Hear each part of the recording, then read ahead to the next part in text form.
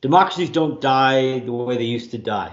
During the Cold War, during much of the 20th century, most democracies died when they died at the hands of men with guns. During the Cold War, 3 out of every 4 democratic breakdowns took the form of a classic military coup. Pinochet in Chile is a great example. Today, most democracies die in a much more subtle fashion. They die at the hands not of generals, but of elected leaders, presidents, prime ministers who use the very institutions of democracy to subvert it. They use elections and plebiscites, acts of parliament, laws, Supreme Court rulings. This is Putin, it's Chavez, it's Erdogan, it's Viktor Orban in Hungary. Now, we wrote this book about the United States, though, and according to really any social science theory, Daniel and I should never have written this book. Political scientists don't know that much, but we've uncovered 2 pretty rock-solid facts about democracies. One of them is that rich democracies never die, and the other is that old democracies never die. In fact, no democracy even remotely as rich or as old as America's has ever broken down. But we think there are at least 3 reasons to think that America may have entered into uncharted territory. First of all, levels of income inequality in the United States are higher today than at any time since before the Depression.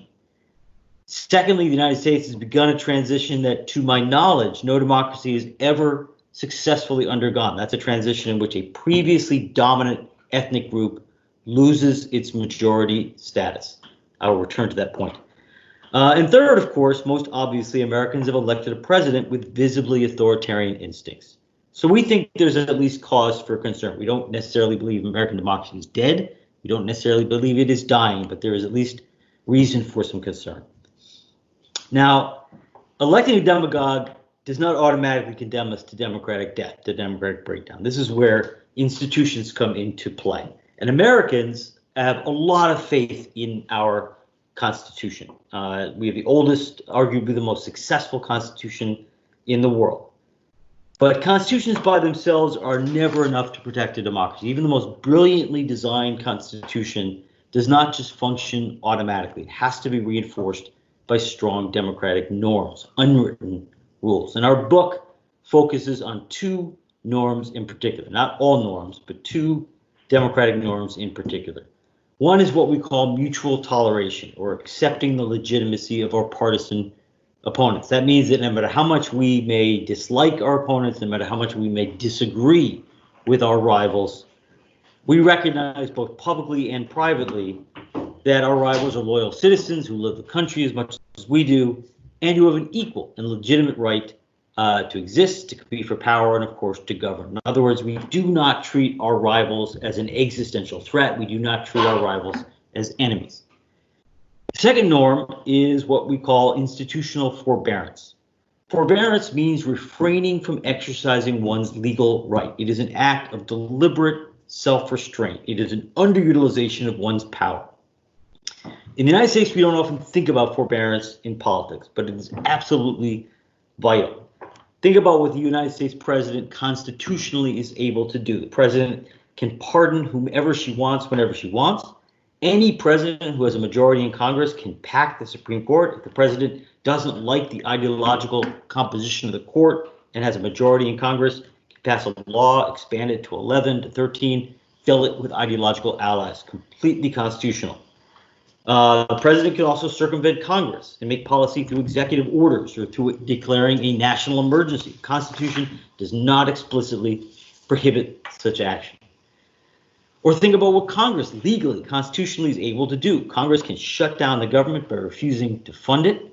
The Senate can use its right to advise and consent the president to prevent the president from filling her cabinet, to prevent the president from filling Supreme Court vacancies. And of course, the House can impeach the president on any grounds that it chooses.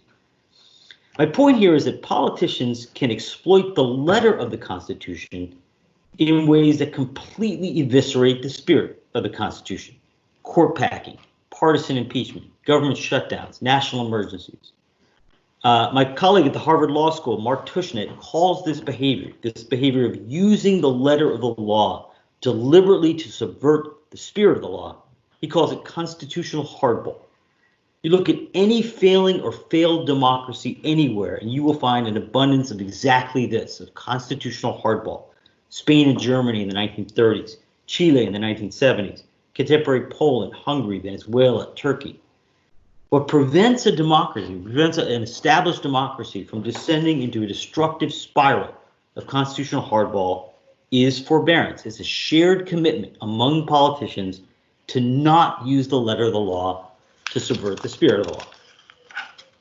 So these two norms of mutual toleration and forbearance serve as what Daniel and I call the soft guardrails of democracy. They are what prevent healthy, normal political competition from spiraling into the kind of partisan fight to the death that wrecked democracies in Europe in the 1930s, in South America in the 1960s and 70s. Now, the U.S. has had pretty strong democratic norms throughout the bulk of the 20th century.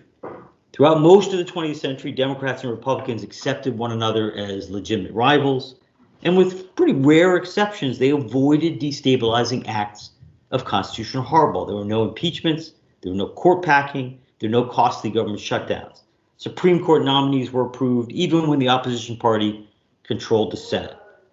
So for about a century, maybe a little more than a century, our system of checks and balances worked pretty well.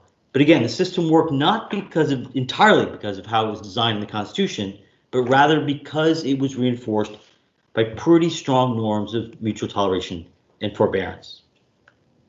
The book argues, and I think it's become clearer even since we published the book, that those norms are now unraveling pretty quickly in the United States.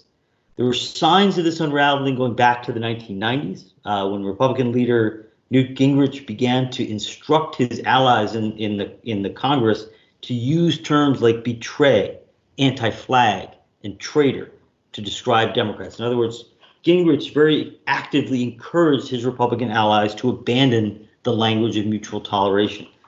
And as Speaker of the House, Gingrich engineered the first major government shutdown in the modern era. And in 1998, Congress impeached President Bill Clinton basically on a technicality. That was the first impeachment in the United States in 130 years. So there were signs of norm erosion in the 90s.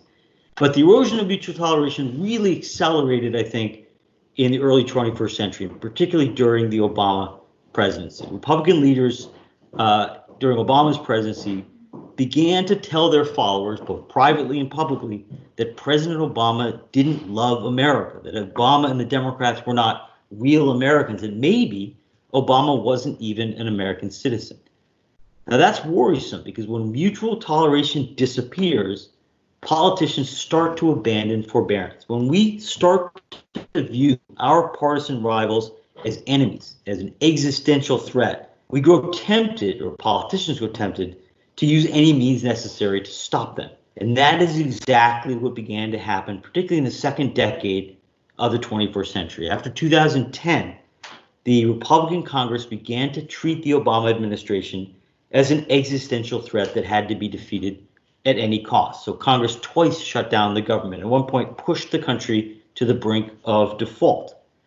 President Obama responded to that obstructionism with constitutional hardball of his own. When Congress refused to pass immigration reform, when Congress refused to pass climate change legislation, he circumvented Congress and made policy through executive orders.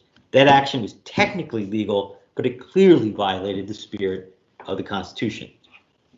But the most stunning act of constitutional hardball of all during the Obama years was the Senate's decision in 2016 not to allow President Obama to fill the Supreme Court vacancy created by the death of Justice Antonin Scalia. That move, not allowing the president to fill a Supreme Court vacancy, was unprecedented since 1866.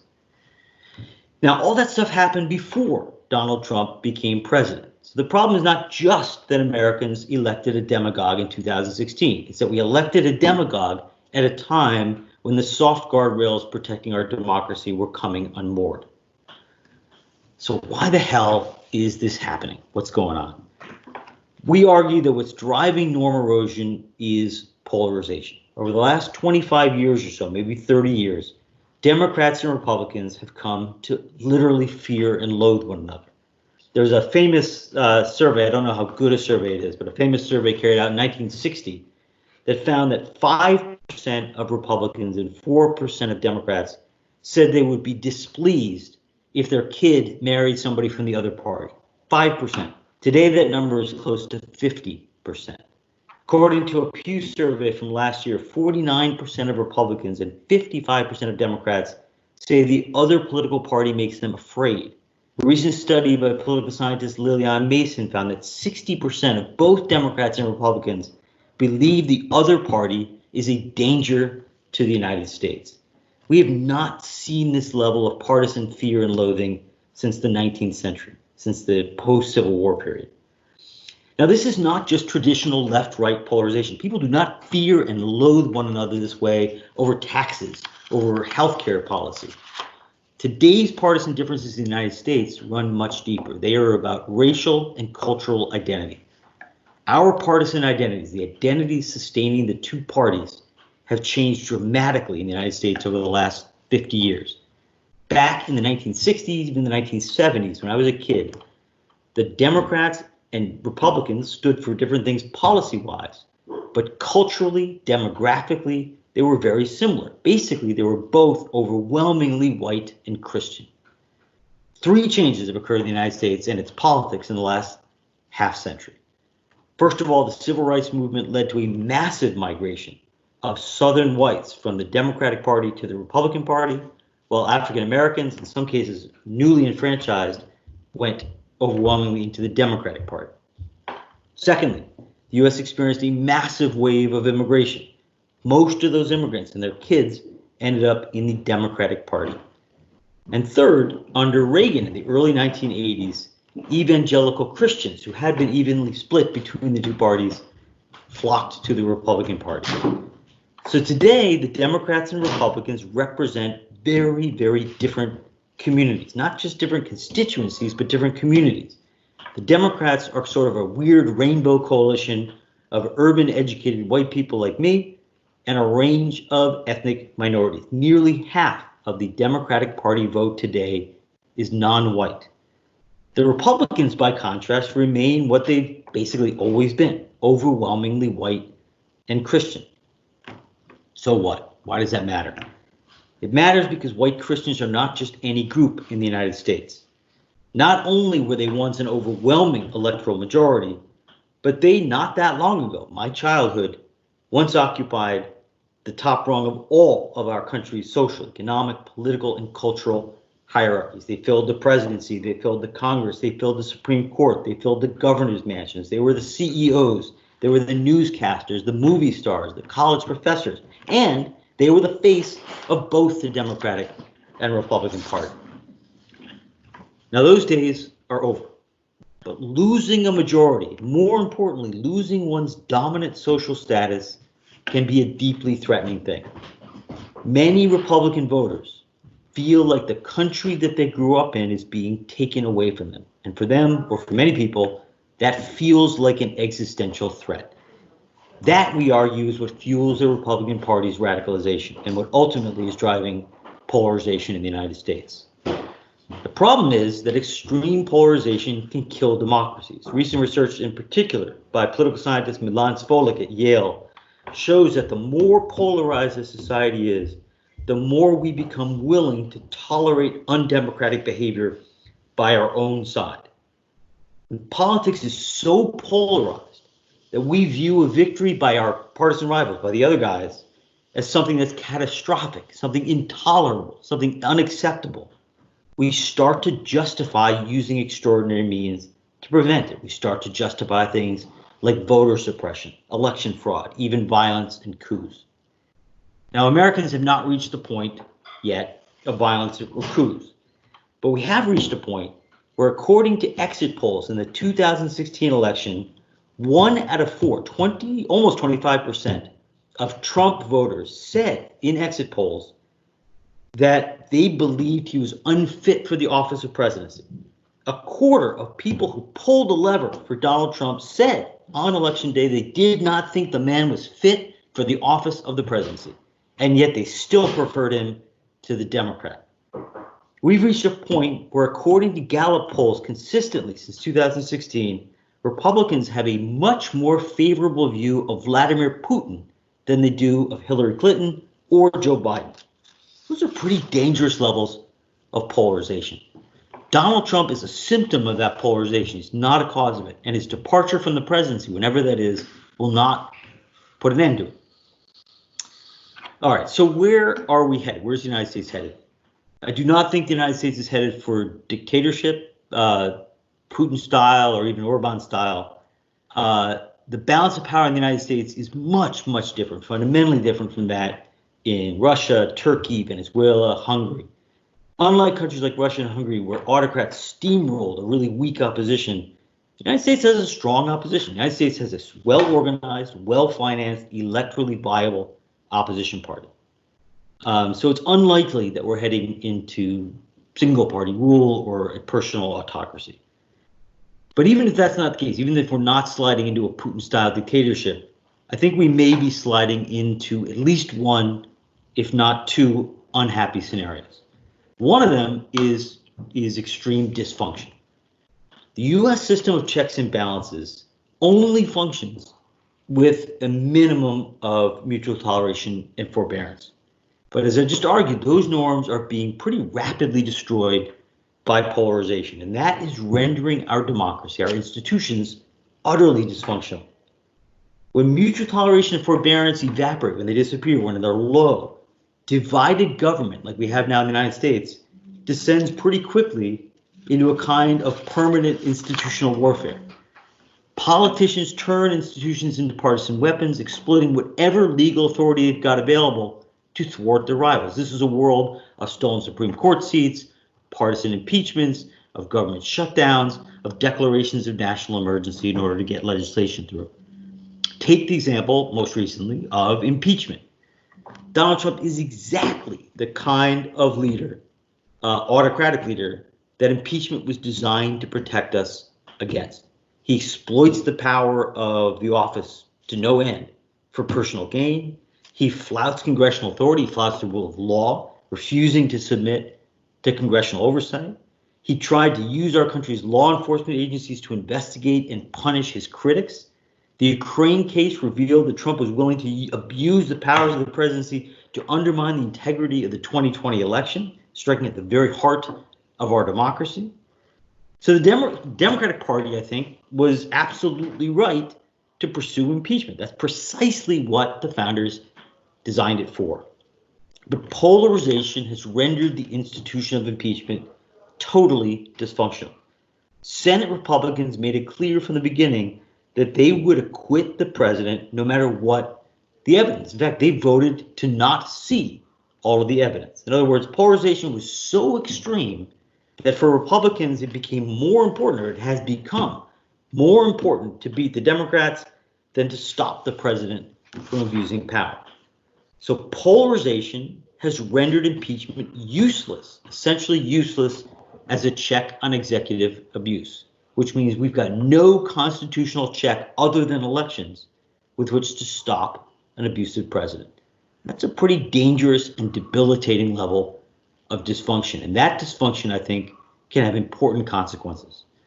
For one, I think it clearly prevents our governments from dealing with some of the most important problems facing our society, whether it's climate change or pandemics.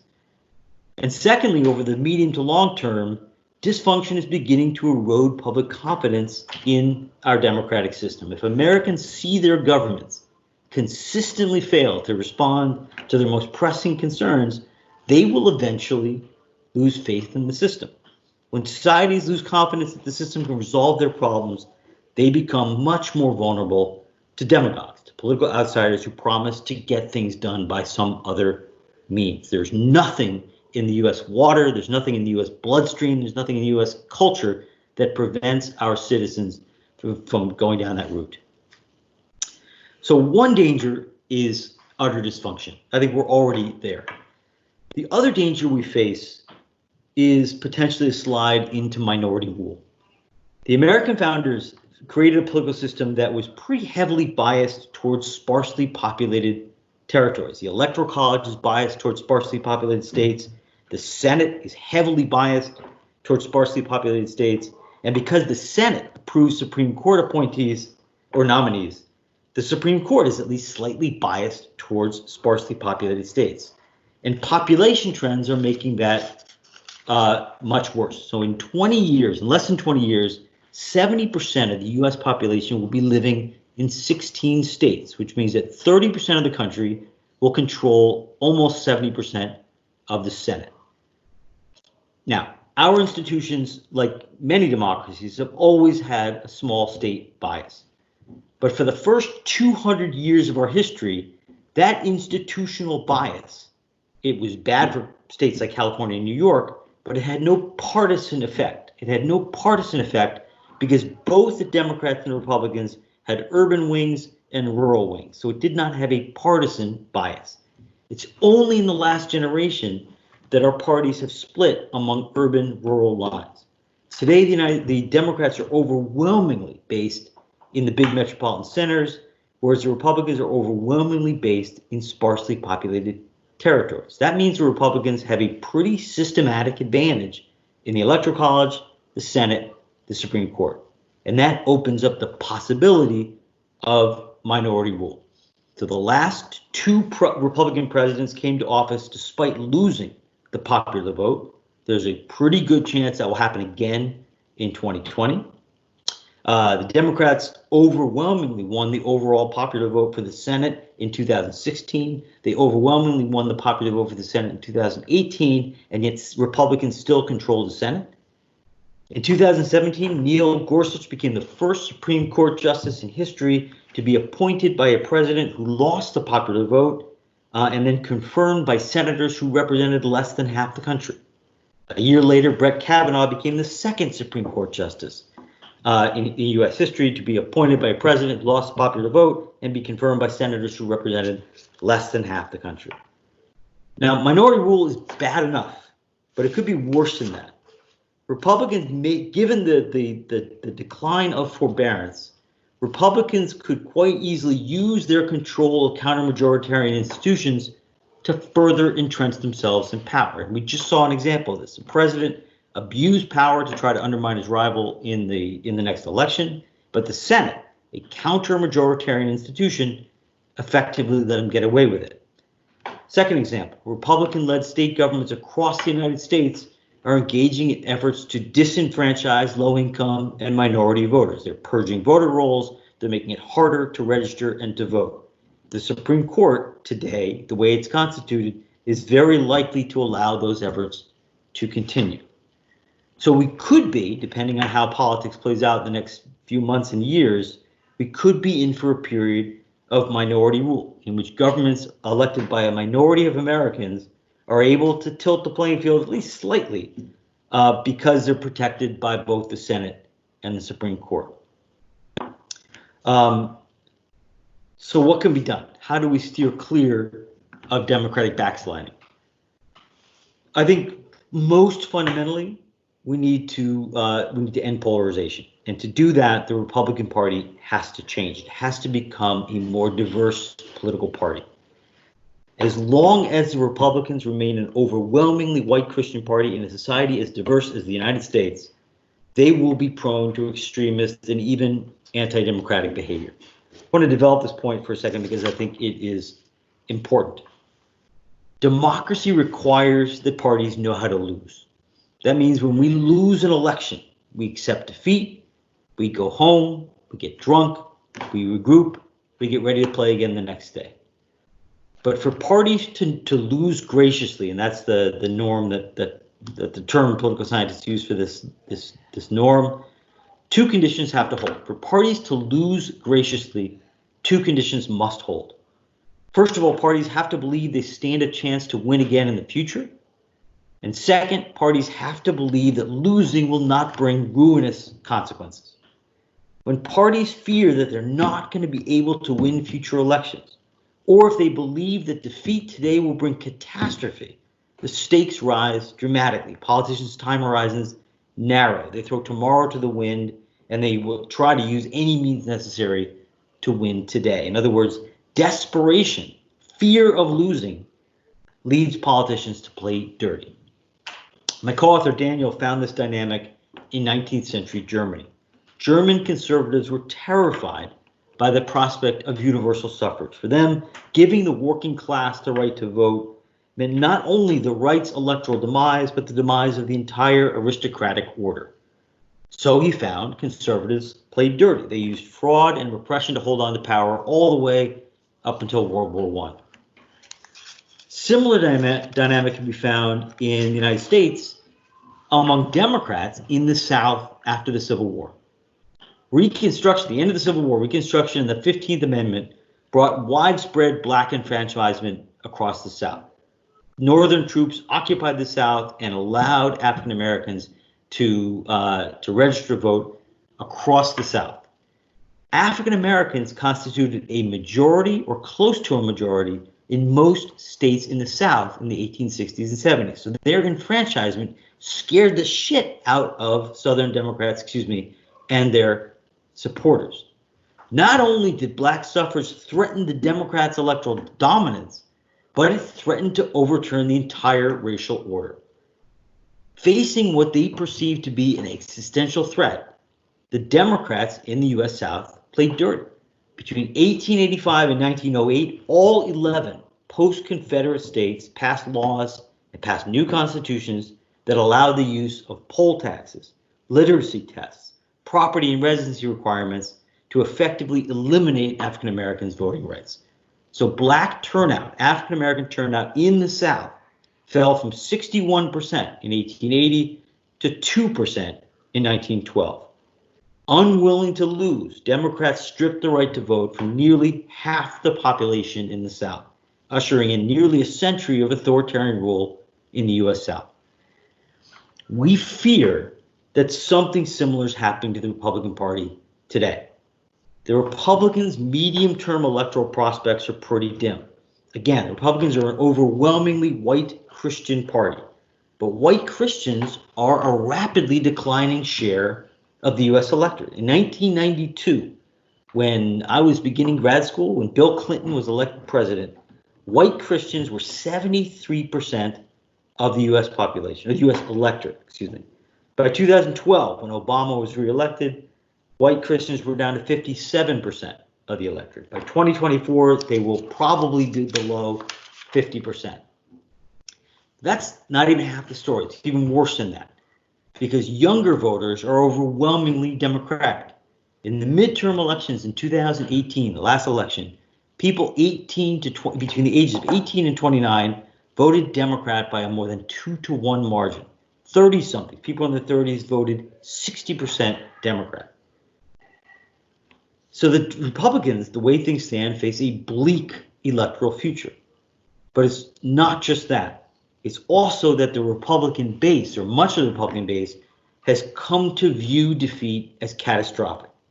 As I noted a few minutes ago, many Republican voters fear that they're on the brink not just of losing elections, but of losing their country. The very idea of a white Christian America seems to be slipping away. So slogans like "Take our country back" or "Make America great again" reflect that sense of peril. So like the old Southern Democrats, Republicans have begun to play dirty. In state after state after state, Republican governments have taken steps to make it harder, particularly for low-income and minority voters, to register and to vote. They're closing polling places in predominantly African-American neighborhoods. They're purging voter rolls. They're making it harder to register. Since 2010, more than a dozen Republican-controlled states have adopted strict voter identification laws that are clearly aimed at dampening turnout among poor non-white voters. So it's not just Trump. Republicans across the country have begun to play dirty. The only way out, the only viable way out of this mess is for Republicans to become a more diverse party. As soon as Republicans learn how to compete seriously for urban, secular, non-white voters, they'll become more confident about winning elections, and they'll become less fearful of competing in a multiracial America. When that happens, when Republicans can compete in the cities for non-white voters, for younger voters, the Republican Party should de-radicalize, and our politics should begin to depolarize. When will that happen? It'll happen when Republicans lose elections. Parties change their strategy. They change course when their strategies fail, when they lose, usually repeatedly. So Republicans are most likely to change course if and when they receive a series of electoral shellackings, basically. We don't know when that will be. So the question is, and I'll end with this, what should Democrats, what should the opposition party do in the meantime? One idea that's gained traction in left of center circles in the last couple of years is that Democrats need to learn how to play dirty. If Republicans are going to continue to play constitutional hardball, the argument goes, Democrats must learn how to play tit for tat, using forbearance while the other side is engaging in hardball. It's like entering a boxing ring with a hand tied behind your back. So Democrats, the argument goes, need to learn how to fight like Republicans. They need to do things like shut down the government and steal Supreme Court seats. There's even a movement to pack the Supreme Court the next time the Democrats control the presidency and the Senate. We think that would be a mistake. A tit-for-tat strategy by Democrats would inevitably lead to escalation, and that would only accelerate the politicization of our institutions and the erosion of our democratic norms. Once that spiral of escalating constitutional hardball begins, it becomes very, very difficult to reverse. It becomes very hard to get off the train. If you look at other cases from Spain in the 1930s to Chile in the early 70s to Turkey and Venezuela in the early 2000s, this sort of escalating hardball very, very rarely ends well. Keep in mind that Democrats' medium-term election prospects are much better than those of Republicans. The Democratic electorate is younger. The Democratic electorate is growing. In fact, the greatest threat to Democrats' medium-term political prospects is an escalating conflict that puts our institutions at risk, an escalating conflict that either destroys our democracy or leaves it utterly dysfunctional. If Democrats start to fight like Republicans, they will be hurling themselves down that very path. The United States today is in the middle of an immense political earthquake. Again, we have begun a transition, we're in the middle of a transition that, to my knowledge, no democracy has ever successfully undergone. That is a transition in which a previously dominant ethnic group loses its majority and loses its dominant status.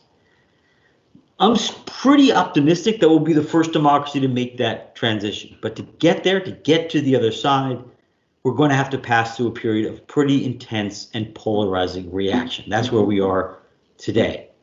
During that period, during this period of intense and polarizing reaction, Americans cannot afford to be reckless with our institutions because I think there is a tremendous amount